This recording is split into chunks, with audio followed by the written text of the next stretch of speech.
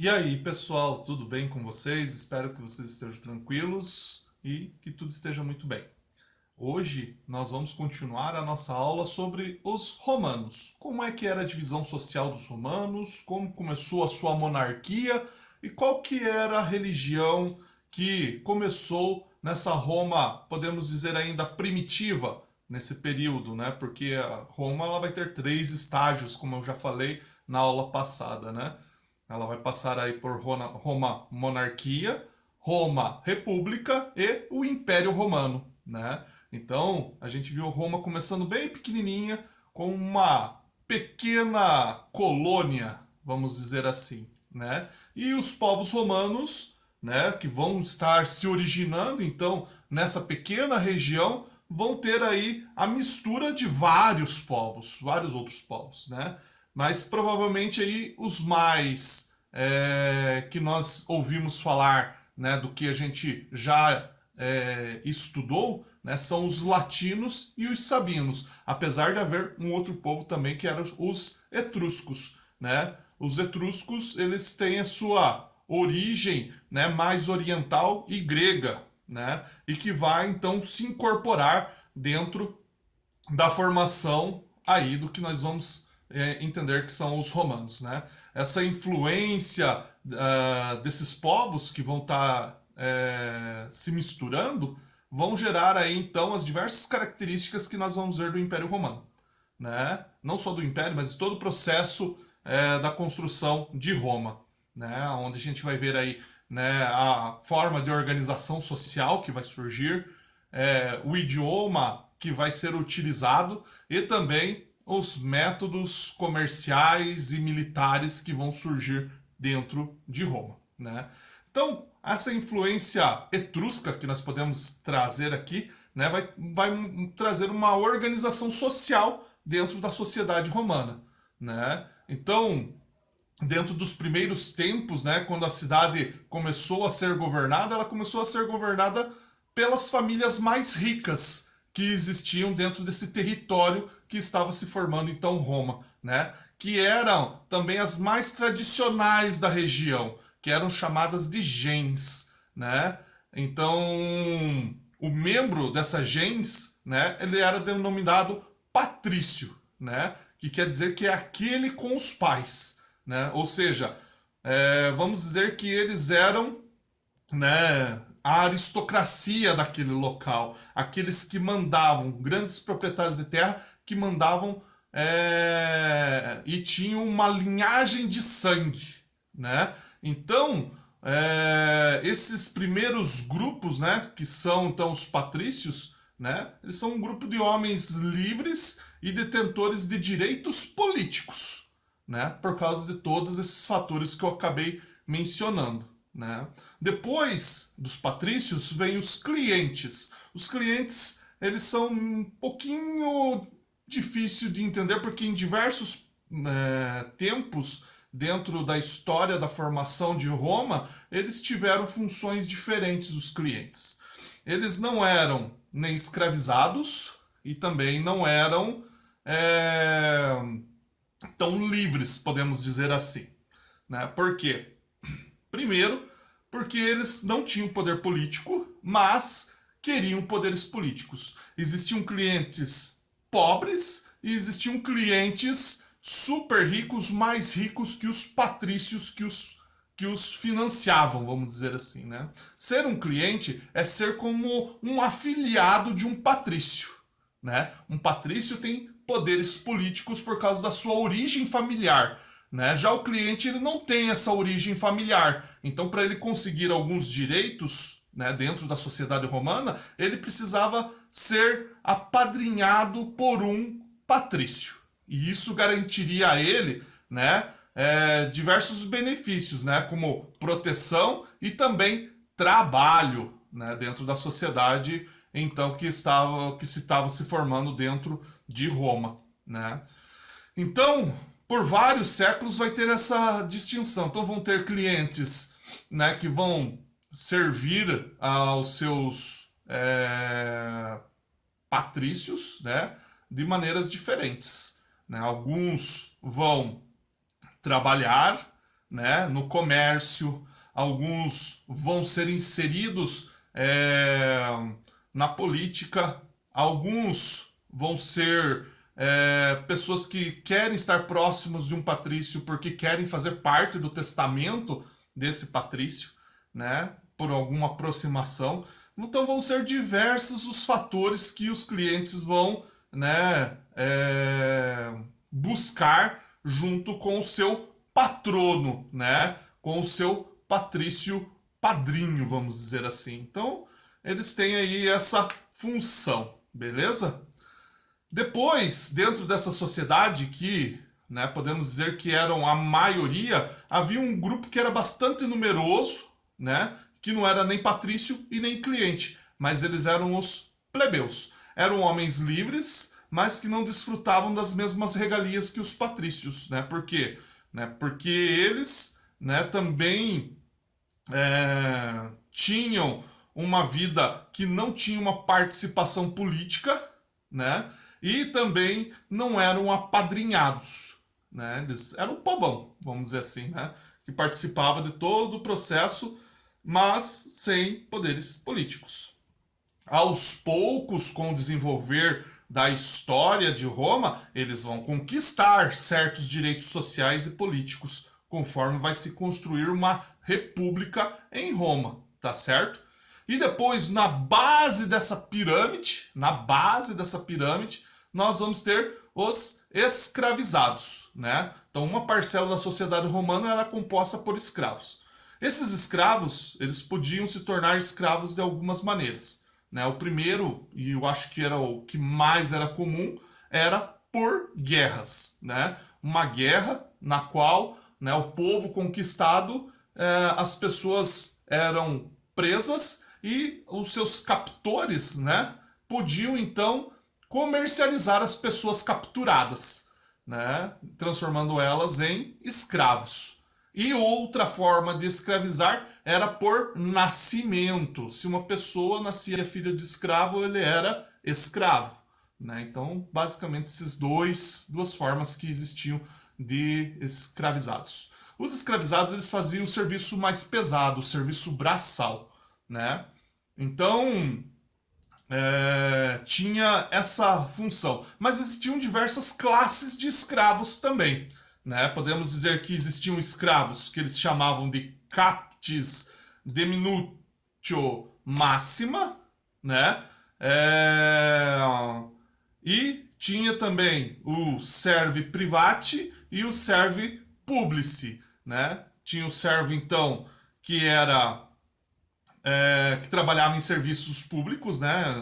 Auxiliando nos escritórios, tudo mais, templos e frotas. E existiam também aqueles que podiam ser médicos, né? Podiam ser parteiros, podiam exercer alguma profissão, né? Como cozinheiro e até mesmo os gladiadores, né? Esses eram escravos pessoais, vamos dizer assim, né? Então uma pessoa era dono desse escravo, né? Nos outros, né, eles também ali, né, no servo publici, ele exercia algumas funções que eram voltadas dentro da política do Estado romano, tá certo? Então, quer dizer assim, esses escravos, né, eles tinham algum sofrimento, eles até tinham certa benevolência dos seus senhores, né? E só que isso vai modificar com o passar do tempo, né? A visão do escravo vai ser alterada com o passar do tempo, até o momento em que vai acabar, né, esse processo de escravidão dentro de Roma, né? Então, esse que vai ser mais ou menos essa visão. E alguns, né, dentro da sociedade que eram vistos como os homens de bem, né, eles exerciam atividades de direção, né, que era a atividade digna de um homem livre, que era o exercício de comando, né, ou seja, mais para a área militar. Beleza? Né, que eram bem poucos mesmo. Pessoal, depois então de a gente ver a questão dos romanos, eu vou pedir para vocês então fazerem a atividade que está na página 32, onde vocês vão ter que explicar cada uma das características, dos papéis exercidos por cada um, né, dessas desses grupos que existiam então dentro dessa pirâmide, né, da divisão social romana, tá certo? Então vocês vão falar sobre os patrícios, os plebeus, os clientes e os escravizados. Qual que era o papel de cada um dentro dessa sociedade, né? As atribuições, os direitos, os deveres, os privilégios e as restrições que eram desempenhados por cada um desses grupos, ok? Depois nós vamos continuar com a monarquia romana, né? A monarquia romana, ela foi a primeira forma de organização política então de Roma, como eu já falei para vocês, né? Principalmente por causa da lenda que parece que une o que foi o científico com o que foi o mitológico, né? Então a gente tem lá a fundação de Roma, uma visão científica, na qual, né, existiam esses povos, né, os latinos, os sabinos e os etruscos, que se reuniram, né, e fundaram Roma, né? E temos também, né, a visão mitológica, né, da história de Rômulo e Remo, né, que mostra lá a fundação da cidade, a Alba Longa, e, né, trazendo aí já uma visão da monarquia, né, onde o rei de Alba Longa era Numitor, né, que era o rei e que foi substituído, né, foi destituído do poder pelo seu irmão, né, Amúlio. Então, basicamente, esses povos do início da fundação de Roma, né, unindo a ficção com a realidade, vamos dizer assim, com a mitologia com a ciência, a gente pode perceber que o início dessa sociedade foi a monarquia, né? Porque talvez era a única forma de política que eles conheciam, né? De governança política que existia, né? E, né, dentro disso daí, a gente então percebe que desde a fundação, lá no século 8 a.C., a monarquia, ela então refletia os costumes das antigas tribos que habitavam essa região, né, baseando-se aí na relação de parentesco, ou seja, né, o patriarca da família, né? O patriarca da família, também conhecido como paters familia, né, que era o chefe da família romana, lá no início já, quando começou a se formar essas colônias, né, a sociedade romana, ela nasceu de famílias, né? Então os patrícios que eu acabei de falar ali para vocês, eles eram dessas primeiras famílias, né? E por isso, né, essa importância de participação política, assim como os gregos tinham também, lá como a gente viu, né, ser um cidadão grego quer dizer que você deveria ser filho de pai e mãe ateniense, ou seja, das famílias originárias da cidade-estado na qual você estava inserido. Nos romanos, podemos dizer que é a mesma filosofia, né? Aonde, né, as famílias originárias é que são aí, né, o berço, né, da formação da sociedade, né? Então o pater família, ele era alguém muito importante na consolidação da família, né? E não só isso, né, também religiosamente, esse patriarca, né, ele era visto até mesmo como um grande sacerdote dentro da família. Nós vamos ver um pouquinho para frente aí como é que vai funcionar a religião no início dessa Roma que está se formando, né?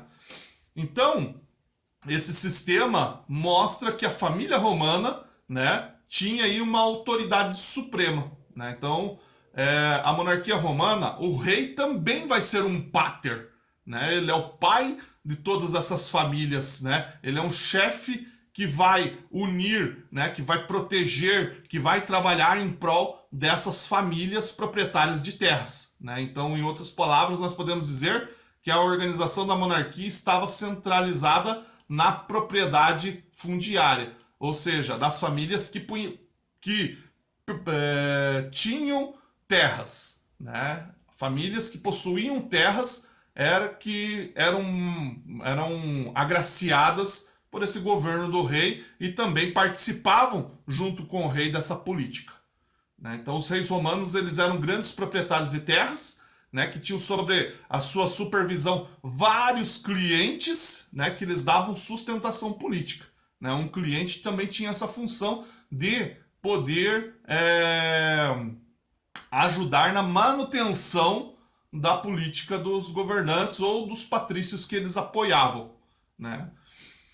E também nós podemos falar aí, né, dessa questão dos costumes, né, que foram disseminados então em Roma, principalmente a questão do luxo e da riqueza, que foram advindos dos processos comerciais, né, que existiam entre os primeiros povos, as primeiras famílias romanas, né, os etruscos, né.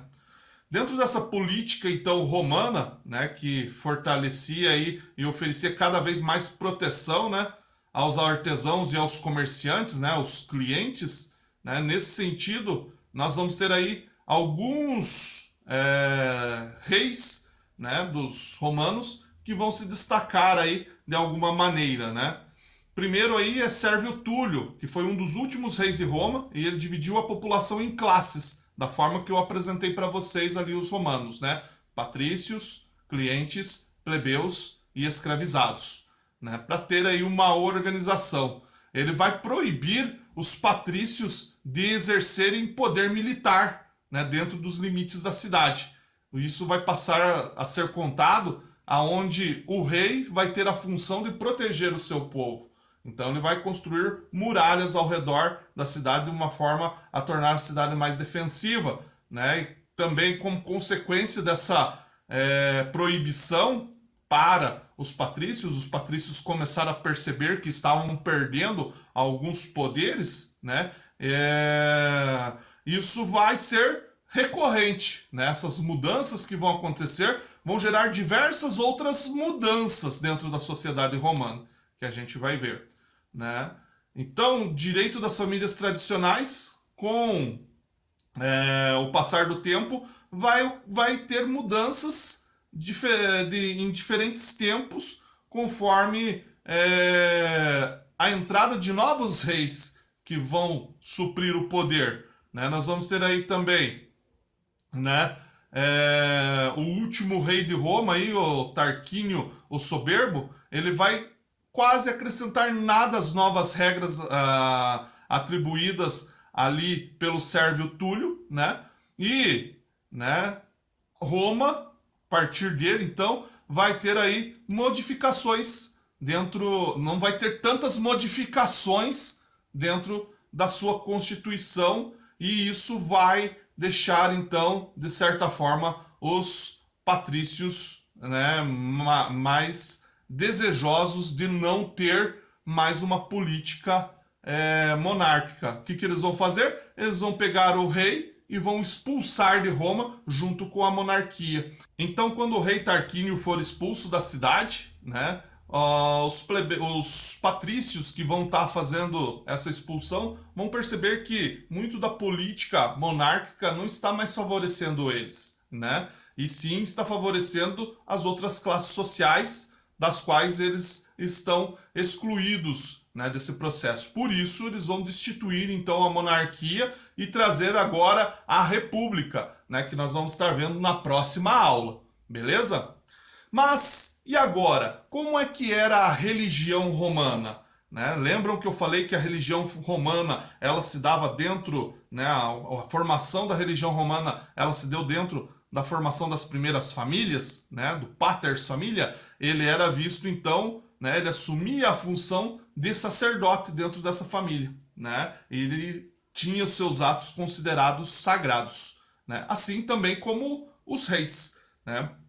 Esses reis, para se manter no poder, eles também tinham seus atos considerados como sagrados, né? Até mesmo para ter aí, né, uma fundamentação porque ele foi eleito Deus, né? Tem que estar em consonância com alguma coisa. Então era com a religião, né? A religião garantia a eles que ele seria então um escolhido dos deuses para poder governar, né? Vamos dizer assim. E, né, como essa religião então romana era baseada na família, os deuses não deixavam de ser também deuses da família, né? Acho que a primeira que nós temos ali é a deusa Vesta, né, que era o espírito do fogo sagrado do lar, né? Depois temos Panates, que era responsável por garantir, né, as despensas da casa sempre cheias e abastecidas, e Lares, que era a guardiã da casa, entre outros deuses, né? Então as crenças, os ritos familiares e domésticos, né, eles se expandiram então com a união de várias famílias, né? Essa união então de várias famílias gerou pequenas comunidades que se tornaram a base aí da religião romana, né? A gente vai ver vários escritores, historiadores, poetas que, né, como Políbio, né, Cícero, Horácio, né, que vão descrever aí que o berço da fundação de Roma é a religião, né? Foi a religião. Então, isso, né, vai gerar aí então, né, essa visão religiosa romana. É claro que ela não vai parar por aí, porque os romanos vão agregar muitos deuses dentro da sua religiosidade, né, dentro do seu panteão de Deus. Conforme eles forem conquistando outros povos, eles vão ser influenciados por esses deuses, né? Principalmente aí como a gente vê eles se trazendo para a sua cultura os deuses gregos, né? E, né, claro, modificando os nomes, latinizando os nomes, né? Dando nomes latinos para os deuses gregos, né? Então, a gente vai ter essa modificação. Mas, em tudo, né, o início de Roma era uma religião politeísta e antropomórfica, né? Lembrando que politeísta é a crença em vários deuses e antropomórfica que esses deuses tinham feições humanas, né? Tinham aí o seu arquétipo, né, igual dos seres humanos, assim como os gregos, podemos dizer assim. Pessoal, depois nós temos uma atividade para ser realizada na página 35 e na página 36 da apostila de vocês.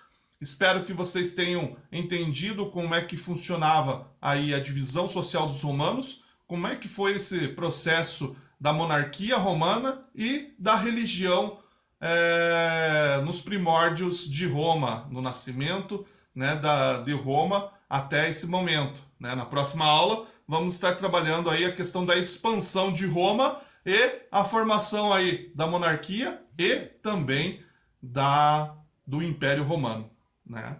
Beleza, pessoal? Até a próxima aula. Tchau!